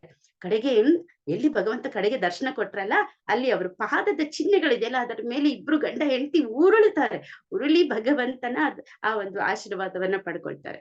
ನೋಡಿ, ಕಡೆಯಲ್ಲಿ ಅವರು ಅಲ್ಲೇ ನಿಂತು ಭಗವಂತನಿಗೆ ಬೀಳ್ಕೊಟ್ಟಿದ್ದಕ್ಕೆ ಎಂತ ಒಂದು ಬಳುವಳಿ ಸಿಕ್ತು ಅವ್ರಿಗೆ, ಭಗವಂತನ ದರ್ಶನ ಸಿಕ್ತು ಅಲ್ವಾ? ಸೊ ಹಾಗಾಗಿ ಅದಕ್ಕೋಸ್ಕರನೇ ಅತಿಥಿ ದೇವೋ ಭವ ಅಂತ ಹೇಳ್ತಾರೆ. ಸಾಮಾನ್ಯವಾಗಿ ಗಂಡಸರಿದ್ರೆ ಅವ್ರು ಹೊರಗಡೆ ನಿಂತು ತುಂಬಾ ಹೊತ್ತಿನವರೆಗೂ ಅವ್ರಿಗೆ ಸಹಾಯ ಮಾಡ್ತಾರೆ ಅಲ್ವಾ? ಆದ್ರೆ ಹೆಂಗಸರಿದ್ರೆ ಸಾಮಾನ್ಯ ಸ್ವಲ್ಪ ಕಿಚನ್ ಅಲ್ಲಿ ನೋಡ್ಕೊಳ್ಳೋದ್ರಲ್ಲಿ, ಬೇರೆಯವ್ರನ್ನ ಗಮನಿಸ್ಕೊಳ್ಳೋದ್ರಲ್ಲಿ, ಬಡಿಸೋದ್ರಲ್ಲಿ, ಕ್ಲೀನಿಂಗ್ ಅಲ್ಲಿ ಇದ್ರಲ್ಲಿ ಬ್ಯುಸಿ ಆಗಿರ್ಬಹುದು. ಆದ್ರೂ ಕೂಡ ಇಲ್ಲಿ ಇಬ್ರು ಕೂಡ ಹೊರಗಡೆ ಬಂದವರನ್ನ ಬೀಳ್ಕೊಟ್ರು. ಸೊ ನನ್ ಜೀವನದಲ್ಲಿ ನಡೆದಿದ್ದು ಅಂತ ಹೇಳಿದ್ರೆ, ನಾನು ಯಾವಾಗ ಕೃಷ್ಣ ಕಾನ್ಷಿಯಸ್‌ಗೆ ಬಿಗಿನಿಂಗ್ ಸ್ಟೇಜಸ್ ಅಲ್ಲಿ ಬಂದೆ, ಆಗ ಶ್ರೀವಾಸ್ ಪ್ರಭು ಮತ್ತೆ ಕಮಲಾಕ್ಷಿ ಮಾತಾಜಿ ಅವ್ರ ಮನೆಗೆ ಹೋಗಿದ್ವಿ. ಅವ್ರ ಮನೆಯಲ್ಲಿ ಜಗನ್ನಾಥ್ ಬಲ್ದಿ ಸುಭದ್ರಮಾಯಿ ಅವರ ಒಂದು ವಿಗ್ರಹಗಳಿತ್ತು. ಅಂದ್ರೆ ಮೊದಲ ಬಾರಿಗೆ ನಾವು ನೋಡ್ತಾ ಇದೀವಿ. ನಮ್ಗೆ ಬಹಳ ಆಶ್ಚರ್ಯ ಆಗ್ತಾ ಇದೆ, ವಿಚಿತ್ರ ಅನ್ನಿಸ್ತಾ ಇದೆ. ಏನಿದು ಈ ತರ ಗೊಂಬೆಗಳನ್ನ ಇಟ್ಕೊಂಡು ಪೂಜೆ ಮಾಡ್ತಾ ಇದ್ರಲ್ಲ, ಯಾರಿರ್ಬೋದು ಇವ್ರು ಅಂತ. ಸಾಮಾನ್ಯ ಎಲ್ಲರಿಗೂ ಇದೇ ರೀತಿ ಅನ್ಸಿರುತ್ತಲ್ವಾ? ನಾವು ನೋಡಿರೋದು ಚಿತ್ರಪಟಗಳು ಅಥವಾ ವಿಗ್ರಹಗಳು ಅದೆಷ್ಟು ಸುಂದರವಾಗಿರುತ್ತೆ. ಆದ್ರೆ ಇಲ್ಲಿ ದೊಡ್ಡ ದೊಡ್ಡ ಕಣ್ಣುಗಳು ಇಟ್ಕೊಂಡು ಕೈಗಳನ್ನ ಎಳ್ಕೊಂಡು ಅದ್ರ ಒಂಥರ ಡಿಫ್ರೆಂಟ್ ಡಿಫ್ರೆಂಟ್ ಆಗಿದೆ ಅಂತ ಅನ್ಸುತ್ತೆ. ಸೊ ಅವತ್ತು ಅವ್ರ ಮನೆಯಲ್ಲಿ ಕೀರ್ತನ್ ಕೇಳಿದ್ವಿ, ಕ್ಲಾಸ್ ಕೇಳಿಸ್ಕೊಂಡ್ವಿ. ಅದು ಏನು ಅರ್ಥ ಆಗಿಲ್ಲ ನಮ್ಗೆ. ಅದಾದ್ಮೇಲೆ ಹೊರಗಡೆ ನಾವಿನ್ನೇನು ಹೊರಗಡೆ ಬರ್ಬೇಕು ಅಂತ ಹೇಳಿದ್ರೆ, ಕಮಲಾಕ್ಷಿ ಮಾತಾಜಿ, ಶ್ರೀವಾಸ್ ಪ್ರಭು ಇಬ್ರು ಕೂಡ ಹೊರಗಡೆ ಬಂದ್ರು. ನಮ್ಮನ್ನ ತುಂಬಾ ಪ್ರೀತಿಯಿಂದ ಮಾತಾಡ್ಸಿದ್ರು. ಸೊ ನಮ್ಮನ್ನ ಬೀಳ್ಕೊಟ್ರು. ನಾನ್ ಅನ್ಕೊಂಡ್ವಿ, ನಾವೇನೋ ಅವ್ರಿಗೆ ಅತಿಥಿಗಳಲ್ಲ, ಬಂಧುಗಳಲ್ಲ, ನಾವು ತಿಳಿದೇವ್ರವ್ರಲ್ವಾ, ಭಕ್ತರಲ್ಲ, ಏನೂ ಅಲ್ಲ. ಆದ್ರೂ ಕೂಡ ಇಷ್ಟೊಂದು ಪ್ರೀತಿ ತೋರಿಸ್ತಾ ಇದ್ದಾರೆ ಅಂತ ಅನ್ಕೊಂಡ್ವಿ. ಸೊ ನಾವು ಹೇಗೆ ಅತಿಥಿಗಳು ಬಂದಾಗ ಅವ್ರು ಹೊರಡುವಾಗ ಎಷ್ಟು ಪ್ರೀತಿಯಿಂದ ನೋಡ್ಕೊಳ್ತೀವಿ, ಅದು ಅವರ ಹೃದಯದಲ್ಲಿ ಮುದ್ರೆಯಾಗಿದ್ದು ಬಿಡುತ್ತೆ. ಆ ಸೊ ಅದೇ ರೀತಿಯಲ್ಲಿ ನಾವು ನೋಡ್ಬೋದು, ಏನೇ ಪ್ರೋಗ್ರಾಮ್ಸ್ ಆದ್ರೂ ನಾವು ಮಥುರಾಪತಿ ಪ್ರಭು ಅವ್ರ ಮನೆಗೆ ಹೋದಾಗ ಅವರು ನಾವೆಲ್ಲರೂ ಹೊರಗಡೆ ಬರುವಾಗ ಒಳಗಡೆ ಮಾತಾಜಿ ಏನ್ ಮಾಡ್ತಾರೆ, ಇದು ಮಿಕ್ಕೋ ಇದೆ ತಗೊಂಡ್ ಹೋಗ್ತೀರಾ, ಇದನ್ನ ತಗೊಂಡೋಗಿ ಅಂತ ಹೇಳ್ತಾರಲ್ವಾ? ಸೊ ಹಾಗೆ ಮಥುರಾಪತಿ ಪ್ರಭು ಏನ್ ಮಾಡ್ತಾರೆ, ಹೊರಗಡೆ ನಿಂತ್ಕೊಂಡು ಎಲ್ಲರಿಗೂ ಕ್ಷೇಮವಾಯ್ತಾ, ಎಲ್ಲರೂ ಊಟ ಮಾಡಿದ್ರ, ಎಲ್ಲರೂ ಚೆನ್ನಾಗಿದ್ದೀರಾ, ಓಕೆ ಸರಿ ಹಾಗಾದ್ರೆ ಭದ್ರವಾಗಿ ಹೋಗ್ ಬನ್ನಿ ಅಂತ ಹೊರಗಡೆ ನಿಂತು ನಮ್ಗೆ ಹೇಳ್ತಾರೆ. ಎಲ್ಲರೂ ಗಮನಿಸಿರ್ಬೋದಲ್ವಾ? ಹಾಗೆ ನಿನ್ನೆ ನಾವು ನೋಡಿದ್ವಾ, ನಿನ್ನೆ ಎಲ್ಲರೂ ಅಬ್ಬು ಕಲಕ ಪ್ರಭು ಸುಧಾಮಯಿ ಮಾತಾಜಿ ಅವ್ರ ಮನೆಗೆ ಹೋಗಿದ್ವಲ್ವಾ? ಸೊ ಹೇಗೆ ಇತ್ತು, ಎಂಡಲ್ಲಿ ಬರ್ತಾ ಇರುವಾಗ ನಮಗೂ ಇದೇ ಅನುಭವ ಆಯ್ತಾ. ಅಲ್ಲಿ ಕತೆ, ಅದಾದ್ಮೇಲೆ ಕೀರ್ತನ್, ಅದಾದ್ಮೇಲೆ ನೃತ್ಯ, ಅದಾದ್ಮೇಲೆ ಪ್ರಸಾದ, ಏನ್ ಸಿಕ್ಕಿಲ್ಲ. ಭಗವಂತನ ಒಂದು ದರ್ಶನ ಎಲ್ಲ ಸಿಕ್ತು ನಮ್ಗೆ. ಕಡೆಗೆ ಹೊರಗಡೆ ಬಂದಾಗ ಎಲ್ಲ ಪ್ರಸಾದ ತಗೊಂಡು ಹೊರಗಡೆ ಬರ್ತಾ ಇರುವಾಗ ಮಾತಾಜಿ ಏನ್ ಮಾಡಿದ್ರು, ಮಮತೆಯ ಮೂರ್ತಿಯಾಗಿ ಎಲ್ಲಾರ್ಗೂ ಕೂಡ ಕಟ್ಟಿ ಕಟ್ಟಿ ಕೊಡ್ತಾ ಇದ್ರು. ಹೊರಗಡೆ ಪ್ರೀತಿಯ ತಂದೆಯಾಗಿ ಹೊರಗಡೆ ನಿಂತ್ಕೊಂಡು ಎಲ್ಲಾರನ್ನ ಕ್ಷೇಮವನ್ನು ವಿಚಾರಿಸ್ತಾ, ಎಲ್ಲರಿಗೂ ಧನ್ಯವಾದಗಳನ್ನ ಹೇಳ್ತಾ ಭೂಪಾಲಕ ಪ್ರಭುರು ಎಲ್ಲಾರ್ನು ಬೀಳ್ಕೊಡಿಸ್ತಾ ಇದ್ರು ಅಲ್ವಾ? ಸೊ ನಮ್ಮ ಜೀವನದಲ್ಲಿ ನಾವ್ ಏನೇನೆಲ್ಲಾ ಮಾಡ್ತಾ ಇದೀವಿ, ಇದೆಲ್ಲ ಅಲ್ಲಿ ಭಗವಂತನಿಂದಾನೇ ಬಂದಿದೆ ಅಂತ ಹೇಳ್ಬಿಟ್ಟು ನಾವ್ ಅರ್ಥಕೊಳ್ಬಹುದು. ಆದ್ರೆ ಎಲ್ಲರೂ ಹೊರಡ್ತಾ ಇರುವಾಗ ಒಂಥರ ನೋವಿರುತ್ತೆ. ಆದ್ರೆ ಎಲ್ಲರೂ ನಮ್ಮ ಮನೆಗೆ ಬಂದಿದ್ರಲ್ಲ ಅಂತ ಹೇಳ್ಬಿಟ್ಟು ಖುಷಿನೂ ಇರುತ್ತೆ. ಮತ್ತೆ ಇನ್ ಯಾವಾಗ ಈ ಭಕ್ತರು ನಮ್ಮ ಮನೆಗೆ ಪಾದಾರ್ಪಣೆ ಮಾಡ್ತಾರೆ ಅಂತ ಹೇಳ್ಬಿಟ್ಟು ನಾವು ಕೂಡ ಮತ್ತೆ ಮತ್ತೆ ಈ ಸೇವೆ ಮಾಡೋದಕ್ಕೆ ಅಂತ ಕಾಯ್ತಾ ಇರ್ತೀವಿ. ಹಾಗಾದ್ರೆ ನಮ್ಮಲ್ಲೇ ಈ ರೀತಿ ಇರ್ಬೇಕು ಅಂತ ಹೇಳಿದ್ರೆ, ಭಗವಂತ ಹೊರಡ್ತಾ ಇರುವಾಗ ಪಾಂಡವರಲ್ಲಿ ಯಾವ ರೀತಿ ಒಂದು ವೇದನೆ ಇರ್ಬಹುದಾಗಿತ್ತು ಅಲ್ವಾ? ಸೊ ಅವ್ರು ಭಗವಂತನನ್ನ ಸದಾ ಕ್ಷಣ ಕ್ಷಣ ಕೂಡ ಭಗವಂತನ ದರ್ಶನ ಮಾಡ್ತಾ ಇರ್ಬೇಕು, ಸೇವೆ ಮಾಡ್ತಾ ಇರ್ಬೇಕು, ಅವ್ರ ಜೊತೆ ಮಾತಾಡ್ತಾ ಇರ್ಬೇಕು ಅಂತ ಹೇಳ್ಬಿಟ್ಟು ಎಷ್ಟು ಆಲೋಚಿಸ್ತಾ ಇರ್ತಾರೆ. ಅಂತವ್ರಿಗೆ ಎಷ್ಟು ದುಃಖ ಇರ್ಬೋದು. ಅದಕ್ಕೆ ತುಂಬಾ ದೂರದವರೆಗೆ ಅವ್ರ ಜೊತೆನೆ ಹೋಗ್ತಾನೆ ಇದ್ದಾರೆ. ಕಡೆಗೆ ಭಗವಂತ ಹೇಳ್ತಾರೆ, ದಯವಿಟ್ಟು ನೀವು ಹಿಂದಿರುಗಿ ಹೋಗಿ ಸಾಕು, ನಾನಿನ್ನ ದ್ವಾರಕೆಗೆ ಹೋಗ್ತೀನಿ ಅಂತ. ನಾವು ಹಿಂದಿನ ಎಲ್ಲ ಶ್ಲೋಕಗಳಲ್ಲಿ ನೋಡಿದ್ವಿ, ಎಷ್ಟೆಲ್ಲ ಅರೇಂಜ್ಮೆಂಟ್ಸ್ ಮಾಡ್ತಾ ಇದ್ದಾರೆ. ಭಗವಂತ ಸ್ವಯಂ ಅಂತ ಗೊತ್ತಿದ್ರು ಕೂಡ ಅವರ ರಕ್ಷಣೆಗೋಸ್ಕರ ಎಷ್ಟು ಸೈನಿಕರನ್ನ ಕಳಿಸ್ತಾ ಇದ್ದಾರೆ, ಏನೆಲ್ಲ ವ್ಯವಸ್ಥೆಗಳನ್ನ ಮಾಡ್ತಾ ಇದ್ದಾರೆ ನಮ್ಮ ಯುಧಿಷ್ಠಿರ ಮಹಾರಾಜ. ಸೊ ಹೀಗೆ ಕಡೆಗೆ ಅವರನ್ನ ಬೀಳ್ಕೊಡ್ತಾ ಇದ್ದಾರೆ. ನಮಗೂ ಕೂಡ ಯಾರನ್ನಾದ್ರೂ ತುಂಬಾ ಪ್ರೀತಿಯಾಗಿರೋರನ್ನ ಕಳಿಸ್ಕೊಡ್ಬೇಕಂದ್ರೆ ಎಷ್ಟು ದುಃಖ ಆಗತ್ತೆ ನಮ್ಗೆ. ಆದ್ರೂ ಕೂಡ ಅವ್ರು ಹೊರಡ್ಲೇಬೇಕಲ್ವಾ? ಹಾಗಾಗಿ ಮುಗುಳ್ನಗೆಯಿಂದ ಅವರನ್ನ ಕಳಿಸ್ಕೊಡ್ತೀವಿ. ಮತ್ತೆ ಬನ್ನಿ ಅಂತ ಹೇಳ್ಬಿಟ್ಟು ಅವ್ರಿಗೆ ಹೇಳ್ತಾ ಇರ್ತೀವಿ ಅಲ್ವಾ? ಸೊ ಎಂತ ಒಡನಾಟ ಈ ಪಾಂಡವರಿಗೆ ಭಗವಂತನಲ್ಲಿ ಇರ್ಬಹುದು ಅಂತ ಹೇಳ್ಬಿಟ್ಟು ನಮ್ಗೆ ತುಂಬಾ ಚೆನ್ನಾಗಿ ಇಲ್ಲಿ ಹೇಳ್ಕೊಡ್ತಾ ಇದ್ದಾರೆ ನಮ್ಗೆ. ಸೊ ಭಗವಂತ ಕೂಡ ಅವ್ರನ್ನ ಹಿಂತಿರುಗಿ ಹೋಗಿ ಅಂತ ಹೇಳ್ತಾ ಇದಾರೆ. ಆದ್ರೂ ಭಗವಂತನಿಗೂ ಕೂಡ ತುಂಬಾ ವಿರಹದ ವೇದನೆ ಇದೆ. ಆದ್ರೂ ಕೂಡ ಇವರನ್ನ ಕಳಿಸ್ಕೊಡ್ತಾ ಇದ್ದಾರೆ. ಓಕೆ, ಸೊ ನಾವು ಸಮಯ ಇಲ್ಲ, ನೆಕ್ಸ್ಟ್ ಹೊರಟೋಗ್ಬಿಡೋಣ. ಓಕೆ, ನೆಕ್ಸ್ಟ್ 34-35 ಅದರ ಅನುವಾದ ಓದ್ತೀನಿ. ಏ ಶೌನಕ, ಆ ಬಳಿಕ ಭಗವಂತನು ಕುರು, ಜಾಂಗಲ, ಪಾಂಚಾಲ, ಶೂರಸೇನ, ಯಮುನಾ ನದಿಯ ತೀರದ ಭೂಭಾಗ, ಬ್ರಹ್ಮಾವರ್ತ, ಕುರುಕ್ಷೇತ್ರ, ಮತ್ಸ್ಯ, ಸಾರಸ್ವತ, ಮರಳುಗಾಡು ಮತ್ತು ಅಲ್ಪ ನೀರಿರುವ ಭೂಭಾಗಗಳತ್ತ ಚಲಿಸಿದನು. ಈ ಪ್ರಾಂತಗಳನ್ನೆಲ್ಲ ದಾಟಿದ ಬಳಿಕ ಕ್ರಮೇಣ ಸೌವೀರ ಮತ್ತು ಆಭೀರ ಪ್ರಾಂತಗಳನ್ನು ತಲುಪಿದನು. ಅಲ್ಲಿಂದ ಇವುಗಳ ಪಶ್ಚಿಮಕ್ಕೆ ಹೋಗಿ ಕೊನೆಯಲ್ಲಿ ದ್ವಾರಕೆಯನ್ನು ತಲುಪಿದನು. ಕಡೆಗೂ ಭಗವಂತ ದ್ವಾರಕೆಯನ್ನ ತಲುಪ್ತಾ ಇದ್ದಾರೆ. ಎಷ್ಟು ದಿನಗಳಿಂದ ನಾವು ಮಾತಾಡ್ತಾ ಇದೀವಿ. ಅವರು ಎಲ್ಲ ರೆಡಿ ಆಗ್ತಾ ಇದ್ದಾರೆ, ಹೊರಡ್ತಾ ಇದ್ದಾರೆ ಅಂತ. ಕಡೆಗೆ ಇಲ್ಲಿ ಬಂದೇ ಬಿಡ್ತು ಏನು, ಭಗವಂತ ಕುರು ಪ್ರಾಂತದಿಂದ ತನ್ನ ಸ್ವಂತ ಪ್ರಾಂತವಾದ ದ್ವಾರಕಾ ಧಾಮವನ್ನ ತಲುಪಿದನೆಂದು ನಾವು ತೃಪ್ತರಾಗಿದ್ದೀವಿ ಅಂತ ಹೇಳ್ಬಿಟ್ಟು ಹೇಳ್ತಾ ಇದ್ದಾರೆ ಅಲ್ವಾ. ಸೊ ನಾವು ಕೂಡ ನೋಡ್ಬೋದು, ಅವ್ರ ಮನೆಗೆ ಹೋಗಿ ಯಾರು ಹೊರಡಿರ್ತಾರಲ್ವಾ, ಅವ್ರ ಮನೆಗೆ ಹೋಗಿ ಸೇರಿದ ತಕ್ಷಣ ಏನ್ ಹೇಳ್ತೀವಿ, ಅತ್ತಾಜಿ ಫೋನ್ ಮಾಡಿ, ಪ್ರಭುಜಿ ಫೋನ್ ಮಾಡಿ, ಆರಾಮಾಗಿ ಸೇರಿದ್ರ ಅಂತ ಹೇಳ್ಬಿಟ್ಟು ಕ್ಷೇಮ ವಿಚಾರಗಳನ್ನ ನಾವು ತಿಳ್ಕೊಳ್ತೀವಿ. ಅಥವಾ ಅಟ್ಲೀಸ್ಟ್ ಯಾರ ಮನೇಲಿ ಇರುತ್ತೆ ಅವರೆಲ್ಲ ಹೊರಟ ಮೇಲೆ ಅವ್ರಿಗೆ ಒಂದು ದೊಡ್ಡ ಮೆಸೇಜ್ ಹಾಕ್ತೀವಿ ನಾವಲ್ವಾ, ಎಲ್ಲರಿಗೂ ಸಂತೃಪ್ತಿ ಪಡಿಸಿದೀವಿ ಅನ್ಕೊಳ್ತೀನಿ, ಏನಾದ್ರು ತಪ್ಪಿದರೆ ಕ್ಷಮಿಸಿ ಅಂತ ನಿನ್ನೆ ಮೆಸೇಜ್ ನೋಡಿರ್ಬೋದು ನೀವೆಲ್ಲ. ಸೊ ಹಾಗೆ ಸೊ ಆರಾಮಾಗಿ ಹೋಗಿ, ದೂರ ಇರೋರು ಅಂತ ಹೇಳಿದ್ರೆ ಎಲ್ಲರಿಗೂ ಸ್ವಲ್ಪ ಇದ್ದೇ ಇರತ್ತಲ್ವಾ, ಆರಾಮಾಗಿ ಹೋಗಿ ಸೇರಿದ್ರೆ ಆಟೋ ಸಿಗ್ತಾ ಇಲ್ವಾ, ಬಸ್ ಸಿಗ್ತಾ ಇಲ್ವಾ ಅಂತ ಹೇಳ್ಬಿಟ್ಟು. ಸೊ ಹಾಗೇನೆ ಇಲ್ಲಿ ಕನ್ಫರ್ಮ್ ಮಾಡೋದಕ್ಕೆ, ಪಾಂಡವರಿಗೆ ಸಮಾಧಾನ ಕೊಡ್ಲಿಕ್ಕೆ ಅಂತ ಹೇಳ್ಬಿಟ್ಟು ಇಲ್ಲಿ ಪ್ರಭುಪಾದರು ಕನ್ಫರ್ಮ್ ಮಾಡಿ ಹೇಳ್ತಾ ಇದ್ದಾರೆ, ಎಸ್, ಆರಾಮಾಗಿ ಯಾವುದೇ ವಿಘ್ನಗಳಿಲ್ಲದೆ, ಯಾವುದೇ ತೊಂದರೆ ಇಲ್ಲದೆ ಭಗವಂತ ತನ್ನ ಪ್ರಾಂತವಾದಂತ ದ್ವಾರಕಾ ನಗರಿಯನ್ನ ಸೇರಿದ್ರು ಅಂತ ಹೇಳ್ಬಿಟ್ಟು ಇಲ್ಲಿ ಹೇಳ್ತಾ ಇದ್ರೆ, ಅವಾಗ ಎಲ್ಲರಿಗೂ ಒಂದು ಸಂತೋಷ ಆಗತ್ತೆ ಅಲ್ವಾ. ಸೊ ನಾವ್ ಹೇಳಿರ್ತೀವಿ, ನೀವು ಮನೆಗೆ ಹೋಗಿ ಸೇರಿದ್ಮೇಲೆ ಫೋನ್ ಮಾಡಿ ಅಂತ, ಫೋನ್ ಮಾಡಿದ ಆದ್ಮೇಲೆ ನಮ್ಗೆ ಸಮಾಧಾನ ಆಗತ್ತ, ಆರಾಮಾಗಿ ಹೋಗಿ ಸೇರಿದ್ರು ಅಂತ ಹೇಳ್ಬಿಟ್ಟು ಅನ್ಸುತ್ತೆ ಅಲ್ವಾ. ಸೊ ಆದ್ರೆ ಇಲ್ಲಿ ಚರ್ಚೆ ಮಾಡ್ತಾ ಇರೋದು ಏನಂತ ಹೇಳಿದ್ರೆ, ಭಗವಂತ ಯಾವಾಗ ಕುರು ಪ್ರಾಂತದಿಂದ ದ್ವಾರಕಾ ಪ್ರಾಂತಕ್ಕೆ ಹೋದ್ರು, ದಾರಿನಲ್ಲಿ ತುಂಬಾ ದೂರ ಇದೆ, ಪಕ್ಕದಲ್ಲಿ ಏನಿಲ್ಲ. ಸೊ ತುಂಬಾ ದೂರ ಇರೋದ್ರಿಂದ ಆ ಕಡೆಯಿಂದ ಹೋಗ್ತಾ ಇದ್ದಾರೆ. ಹೋಗ್ತಾ ಹೋಗ್ತಾ ಹೋಗ್ತಾ ತುಂಬಾ ಬೇರೆ ಬೇರೆ ಪ್ರದೇಶಗಳನ್ನ ಅವರು ದಾಟಿ ಹೋಗ್ತಾ ಇದ್ದಾರೆ. ಹಾಗಾದ್ರೆ ಯೋಚನೆ ಮಾಡಿ, ಭಗವಂತನ ಆ ಪಾದಾರವಿಂದಗಳು ಎಂತ ಪ್ರಾಂತಗಳಲ್ಲಿ ಅದು ಸೋಕಿರತ್ತೆ, ಆ ಪ್ರದೇಶಗಳೆಲ್ಲ ಎಷ್ಟು ಪಾವನವಾಗಿರುತ್ತೆ. ಸೊ ಭಗವಂತ ಕೂಡ ಏನು ತನ್ನ ದಿನನಿತ್ಯದ ಕರ್ಮಗಳನ್ನ ಎಷ್ಟು ಚೆನ್ನಾಗಿ ಮಾಡ್ತಾರೆ ಅಂತ ನಾವೆಲ್ಲ ಎಷ್ಟೋ ಸ್ಟೋರೀಸ್ ಇಂದ ನೋಡಿದೀವಿ ಅಲ್ವಾ. ಸೊ ತನಗೆ 16,108 ಹೆಂಡತಿಯರಿದ್ರು ಕೂಡ ಒಂದು ಮನೆಯಲ್ಲಿ ಪ್ರಾತಃ ಕಾಲದಲ್ಲಿ ಸಂಧ್ಯಾ ವಂದನೆ ಮಾಡ್ತಾ ಇರ್ತಾರೆ, ಇನ್ನೊಂದು ಮನೆಯಲ್ಲಿ ಪೂಜೆ ಮಾಡ್ತಾ ಇರ್ತಾರೆ, ಇನ್ನೊಂದು ಮನೆಯಲ್ಲಿ ಮಕ್ಕಳನ್ನ ನೋಡ್ಕೊಳ್ತಾ ಇರ್ತಾರೆ, ಇನ್ನೊಂದು ಮನೆಯಿಂದ ಹೊರಡ್ತಾ ಇರ್ತಾರೆ, ಆಗುತ್ತಾನೆ ರಾಜ್ಯಪಾಲನೆ ಮಾಡೋದಿಕ್ಕೆ ಅಂತ ಹೇಳ್ಬಿಟ್ಟು ಮನೆಗೆ ಹೋಗ್ತಾ ಇರ್ತಾರೆ. ಸೊ ಇನ್ನೊಂದ್ ಹತ್ರ ದಾನ ಧರ್ಮಗಳನ್ನ ಮಾಡ್ತಾ ಇರ್ತಾರೆ, ಈ ರೀತಿನಲ್ಲಿ ಮತ್ತೆ ಬ್ರಾಹ್ಮಣರಿಗೆ ಕೊಡ್ತಾ ಇರ್ತಾರೆ, ಯಜ್ಞಗಳನ್ನ ಮಾಡ್ತಾ ಇರ್ತಾರೆ, ಮಕ್ಕಳಿಗೆ ಮದುವೆ ಮಾಡ್ತಾ ಇರ್ತಾರೆ, ಒಂದೊಂದ್ ಒಂದೊಂದು ಕೆಲಸ ಮಾಡ್ತಾನೆ ಇರ್ತಾರೆ. ಎಲ್ಲೂ ಕೂಡ ಭಗವಂತ ಸುಮ್ನೆ ಕೂತಿದ್ದಾರೆ ಅಂತಿಲ್ಲ. ಸೊ ನಮಗೂ ತೋರಿಸ್ಕೊಡ್ತಾ ಇದ್ದಾರೆ, ನಾವು ನಮ್ಮ ದಿನನಿತ್ಯದ ಕರ್ಮಗಳನ್ನ, ವಿಧಿ ವಿಧಾನಗಳನ್ನ, ಧಾರ್ಮಿಕ ಕರ್ಮಗಳನ್ನ ಎಷ್ಟು ಚೆನ್ನಾಗಿ ಮಾಡ್ಬೇಕು ಅಂತ ಹೇಳ್ಬಿಟ್ಟು ಸ್ವಯಂ ಭಗವಂತ ಮಾಡಿ ನಮ್ಗೆ ತೋರಿಸ್ತಾ ಇದ್ದಾರೆ. ಸೊ ಈ ಪ್ರದೇಶಗಳಿಂದೆಲ್ಲ ಹೋಗುವಾಗ ಇಲ್ಲಿ ಒಂದು ದಿನದಲ್ಲಿ ಇಲ್ಲಿಂದ ಹಾರಿ ಅಲ್ಲಿ ಹೋಗಿ ಸೇರಿರಲ್ವಲ್ಲ, ಹಾಗಾಗಿ ಎಷ್ಟೊಂದು ಪ್ರದೇಶಗಳಿಂದ ಅವರು ದಾರಿನಲ್ಲಿ ಹೋಗ್ತಾ ಇರುವಾಗ ಎಷ್ಟೋ ಪ್ರದೇಶದ ಜನ ಕೃಷ್ಣ ಬರ್ತಾ ಇದ್ದಾರೆ ಅಂತ ಗೊತ್ತಾದ್ಮೇಲೆ ಯಾವ ರೀತಿಯಲ್ಲಿ ಸ್ವಾಗತ ಮಾಡಿರ್ಬೋದು, ವೆಲ್ಕಮ್ ಯಾವ ರೀತಿಯಲ್ಲಿ ಮಾಡಿರ್ಬೋದು. ಹಾಗಾದ್ರೆ ಅಷ್ಟೋ ಜನಕ್ಕೂ ಕೂಡ, ಅಷ್ಟೋ ಪ್ರದೇಶ, ಅಷ್ಟೋ ರಾಜ್ಯಗಳಲ್ಲಿರುವಂತ ಜನಕ್ಕೂ ಕೂಡ ಭಗವಂತ ತನ್ನ ದಿವ್ಯವಾದಂತ ಒಂದು ದರ್ಶನವನ್ನ ಕೊಟ್ಟಿದ್ದಾರೆ, ಕೃಪಾ ದೃಷ್ಟಿಯನ್ನು ಅವರ ಮೇಲೆ ಬೀರಿರ್ತಾರೆ. ಆ ಪ್ರದೇಶಗಳೆಲ್ಲ ಕೂಡ ಧಾಮಗಳಿಗೆ ಸಮಾನ ಆಗೋಗ್ಬಿಟ್ಟಿರುತ್ತೆ. ಎಷ್ಟೊಂದು ಪ್ರದೇಶಗಳ ಬಗ್ಗೆ ಹೇಳ್ತಾ ಇದಾರಲ್ವಾ. ಸೊ ಪಂಜಾಬ, ದಿಲ್ಲಿ, ರಾಜಸ್ಥಾನ, ಮಧ್ಯಪ್ರದೇಶ, ಸೌರಾಷ್ಟ್ರ, ಗುಜರಾತ, ಸೊ ಈ ರೀತಿ ಎಲ್ಲ ಕಡೆಗಳಿಂದ ಹೋಗ್ತಾ ಇರುವಾಗ ಅವರೆಲ್ಲರೂ ಕೂಡ ಎಷ್ಟು ಅದೃಷ್ಟಶಾಲಿಗಳಾಗಿರ್ಬೋದು, ಅವರೆಲ್ಲರೂ ಕೂಡ ಭಗವಂತನ ದರ್ಶನ ಮಾಡಿರ್ತಾರೆ. ಸೊ ಭಗವಂತ ಆ ಪ್ರಾಂತಗಳನ್ನೆಲ್ಲ ಕೂಡ ಎಷ್ಟು ಪವಿತ್ರವನ್ನಾಗಿ ಮಾಡಿರ್ತಾರೆ. ಆ ಪ್ರಜೆಗಳು ಕೂಡ ಎಷ್ಟು ಅದೃಷ್ಟವಂತರು, ಎಲ್ಲರೂ ಭಗವಂತನ ದರ್ಶನವನ್ನ ಪಡೆದಿರ್ತಾರೆ. ಸೊ ಹೀಗೆ ಪ್ರಾಂತಗಳು ಕೂಡ ಪಾವನ ಆಯ್ತು, ಭಗವಂತನ ಕೃಪಾದೃಷ್ಟಿ ಅಲ್ಲಿರುವಂತ ಜನರ ಮೇಲೆ ಬಿತ್ತು. ಹಾಗಾಗಿ ಆ ಜನರೆಲ್ಲರೂ ಕೂಡ ಅದೃಷ್ಟಶಾಲಿಗಳಾದ್ರು, ಅವರೆಲ್ಲರೂ ಕೂಡ ಭಕ್ತರಾಗೋಗ್ಬಿಟ್ಟಿರ್ತಾರೆ ಅಲ್ವಾ. ಸೊ ಭಗವಂತನ ಕೃಪಾದೃಷ್ಟಿ ಬೀರಿದ ಮೇಲೆ ಇನ್ನೇನ್ ಹೇಳ್ಬೇಕು, ಭಗವಂತನ ಜಸ್ಟ್ ಒಂದು ದೃಷ್ಟಿ ಪ್ರಕೃತಿ ಮೇಲೆ ಬಿದ್ದ ತಕ್ಷಣ ಪ್ರಕೃತಿಯಿಂದ ಎಲ್ಲ ಉತ್ಪತ್ತಿ ಆಗತ್ತೆ, ಆ ಹೂಗಳು, ಹಣ್ಣುಗಳು ಎಲ್ಲಾನು ನಮ್ಗೆ ಸಿಗತ್ತೆ. ಸೊ ಆ ಪ್ರಜೆಗಳ ಮೇಲೆ ಬಿದ್ರೆ ಅವರ ಹೃದಯಗಳಲ್ಲಿ ಎಷ್ಟು ಬದಲಾವಣೆಗಳಾಗಿ ಅವರೆಲ್ಲರೂ ಕೂಡ ಭಗವಂತನ ಸಮೂಹದಲ್ಲಿ ಅವರು ಸೇರ್ಕೊಂಡ್ಬಿಟ್ಟಿರ್ಬೋದಲ್ವಾ. ಸೊ ಹೀಗೆ ಈ ಎಲ್ಲ ಕಡೆಗಳಿಂದ ಭಗವಂತ ಮುಂದೆ ಮುಂದೆ ಹೋಗ್ತಾ ಇದ್ದಾರೆ. ಕಡೆಗೆ ಇಲ್ಲಿ ಹೇಳ್ತಾರೆ, ಅವರು ದ್ವಾರಕವನ್ನ ಸೇರಿದ್ರು. ಆದ್ರೆ ಇಲ್ಲಿ ಪ್ರಭುಪಾದರು ನಮ್ಗೆ ಒಂದು ವಿಷಯವನ್ನ ಹೇಳ್ತಾ ಇದ್ದಾರೆ. ಆಗಿನ ಕಾಲದಲ್ಲಿ ಈ ಹೆಸರುಗಳು, ನಾನು ಏನೇನ್ ಹೇಳಿದ್ನಲ್ಲ ರಾಜ್ಯಗಳು, ಆ ಹೆಸರುಗಳೆಲ್ಲ ಬೇರೆ ಆಗಿತ್ತು, ಹೆಸರು ಬೇರೆ ಆಗಿತ್ತು. ಅದಾದ್ಮೇಲೆ ಈಗ ಈ ತರ ಹೆಸರುಗಳಿದೆ ಅಂತ ಹೇಳ್ಬಿಟ್ಟು, ಆದ್ರೆ ಸ್ವಲ್ಪ ಹಿಂದೆ ಇದ್ದಂತ ಆ ಹೆಸರುಗಳು ಕೂಡ ಇವಾಗ ಕೂಡ ಬದಲಾವಣೆ ಆಗೋಗ್ಬಿಟ್ಟಿರುತ್ತೆ. ಸೊ ಬದಲಾವಣೆ ಆಗ್ತಾ ಇರುತ್ತೆ, ಭೂಗರ್ಭದಲ್ಲಿರಂತ ಎಲ್ಲಾ ಪ್ರದೇಶಗಳು, ಒಂದು ಭೂಭಾಗದ ಈ ಶಾಸ್ತ್ರದ ಪ್ರಕಾರ ಎಲ್ಲ ಬದಲಾವಣೆ ಆಗ್ತಾ ಇರುತ್ತೆ, ಎಷ್ಟು ಹೆಸರುಗಳು ಚೇಂಜ್ ಆಗ್ತಾನೆ ಇರುತ್ತೆ ಅಲ್ವಾ.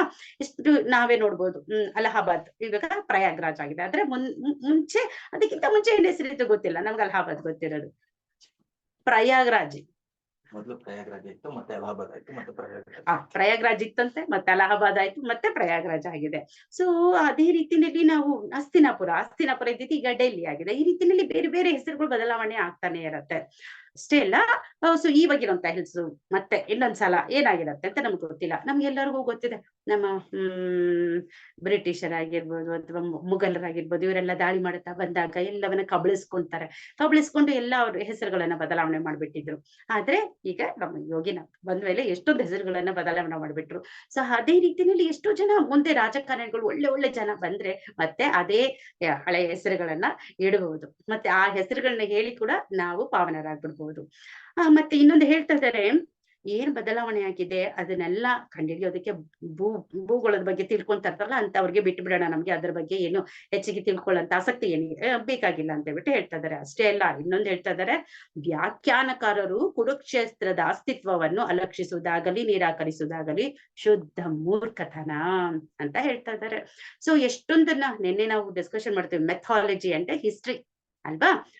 ಮೆಥಾಲಜಿ ಏನ್ ಹೇಳ್ತಾರೆ, ಪುರಾಣಗಳು. ನಾವೇನಾದ್ರೂ ಹೇಳಿದ್ರೆ ಅಯ್ಯೋ ಪುರಾಣ ಮಾತಾಡ್ಬೇಡ ಅಂತ ಹೇಳ್ತಾರೆ. ಪುರಾಣ ಅಲ್ಲ, ಆದ್ರೆ ಇದು ಚರಿತ್ರೆ, ಇದು ನಡೆದಿರುವಂತಹದ್ದು. ಆದ್ರೆ ಇವ್ರೇನ್ ಹೇಳ್ತಾರೆ, ಬೇರೆ ವಿಜ್ಞಾನಿಗಳಾಗಿರ್ಬೋದು ಅಥವಾ ಬೇರೆ ಭೂಗರ್ಭ ಶಾಸ್ತ್ರಗಳನ್ನು ಓದುವಂತವ್ರಾಗಿರ್ಬೋದು, ಏನ್ ಹೇಳ್ತಾರೆ, ಆ ತರದ್ದು ಏನೂ ನಡೆದಿಲ್ಲ, ಸುಮ್ನೆ ಹುಟ್ಟಿಸಿರೋದು ಕತೆ ಅಂತ ಹೇಳ್ತಾರೆ. ಆದ್ರೆ ನಿಜವಾಗ್ಲೂ ನಡೆದಿರೋಂತ ಕತೆ, ಅದು ಹಿಸ್ಟ್ರಿ, ಅದು ಮೆಥಾಲಜಿ ಅಲ್ಲ, ಅದು ಜಸ್ಟ್ ಪುರಾಣ ಅಲ್ಲ, ಅದು ಚರಿತ್ರೆ, ನಡೆದಿರೋಂತ ಚರಿತ್ರೆ.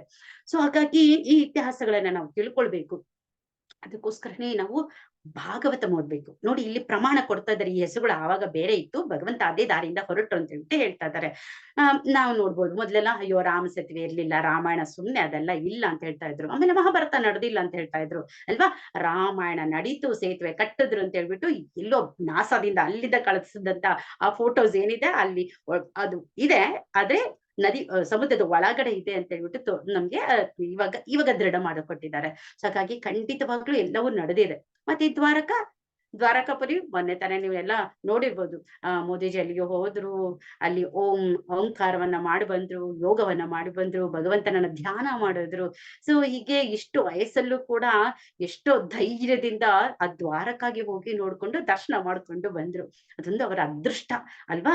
ಸೊ ಹೀಗೆ ನಡೆದಿದೆ. ಹಾಗಾಗಿ ಈ ಪುರಾವೆಗಳು ಇದೆ ನಮ್ಮ ಹತ್ರ, ಇದೆಲ್ಲ ಪುರಾಣ ಅಲ್ಲ, ಇದೆಲ್ಲ ಚರಿತ್ರೆ ಅಂತ ಹೇಳ್ಬಿಟ್ಟು ನಮ್ಗೆ ಪ್ರಭುಪಾದರು ಕೂಡ ನಮ್ಗೆ ಇಲ್ಲಿ ಹೇಳ್ಕೊಡ್ತಾ ಇದ್ದಾರೆ. ಆಮೇಲೆ ಇನ್ನೊಂದು ರೀಸೆಂಟ್ ಆಗಿ ಪ್ರಭು ಹೇಳ್ತಾ ಇದ್ರು ನನ್ಗೆ, ಘಟೋದ್ಗಜನ ಒಂದು ದೊಡ್ಡ ದೇಹ, ದೊಡ್ಡ ಆಕಾರ, ಇದು ಕೂಡ ಒಂದತ್ರ ಸಿಕ್ಕಿದೆಯಂತೆ. ಇದು ಯಾರಿರ್ಬೋದು, ಇಷ್ಟೊಂದು ದೊಡ್ಡ ಆಕಾರ, ಈ ಮೂಳೆಗಳೆಲ್ಲ ಯಾರ್ದಿರ್ಬೋದು ಅಂತ ಎಲ್ರು ಯೋಚನೆ ಮಾಡ್ತಾ ಇದ್ರಂತೆ.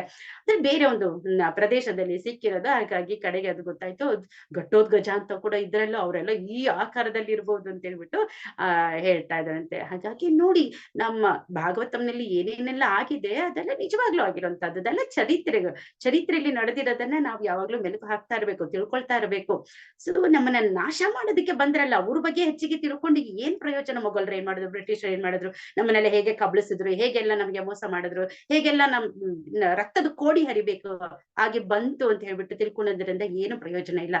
ಆದ್ರೆ ನಮ್ಮಲ್ಲಿ ಎಷ್ಟು ಜನ ಹೋರಾಟಗಾರರಿದ್ರು, ಹೇಗೆಲ್ಲ ರಕ್ಷಣೆ ಮಾಡಿದ್ರು, ಇದನ್ನ ಹೇಳಿದಾಗ ಎಲ್ಲರಿಗೂ ಕೂಡ ಹುರಿದುಂಬಿಸ್ಬಹುದು, ಅವರನ್ನ ಪುನರುಜ್ಜೀವನ ಮಾಡ್ಬೋದು. ಈಗಲೂ ಕೂಡ ನಾವು ಹಾಗೆ ಇರಬೇಕು, ನಮ್ಮ ಧಾರ್ಮಿಕ ವಿಧಿಗಳನ್ನ ಹೇಗೆ ಪಾಲಿಸ್ಬೇಕು, ದೇಶವನ್ನು ಕಾಪಾಡಬೇಕು, ಹಾಗೇನೆ ನಮ್ಮ ಸಂಸ್ಕೃತಿಗಳನ್ನು ಕೂಡ ಕಾಪಾಡಬೇಕು, ನಮ್ಮ ಧರ್ಮವನ್ನು ಕೂಡ ಕಾಪಾಡಬೇಕು, ಪ್ರತಿಯೊಂದನ್ನು ಕೂಡ ನಮ್ಮಲ್ಲಿರುವಂತ ಆತ್ಮವನ್ನು ಕೂಡ ಕಾಪಾಡ್ಕೊಳ್ಬೇಕು, ಅದಕ್ಕೂ ಆಹಾರ ಕೊಡಬೇಕು, ಅದು ಕೂಡ ರಕ್ಷಣೆ ಮಾಡ್ಬೇಕಲ್ವಾ.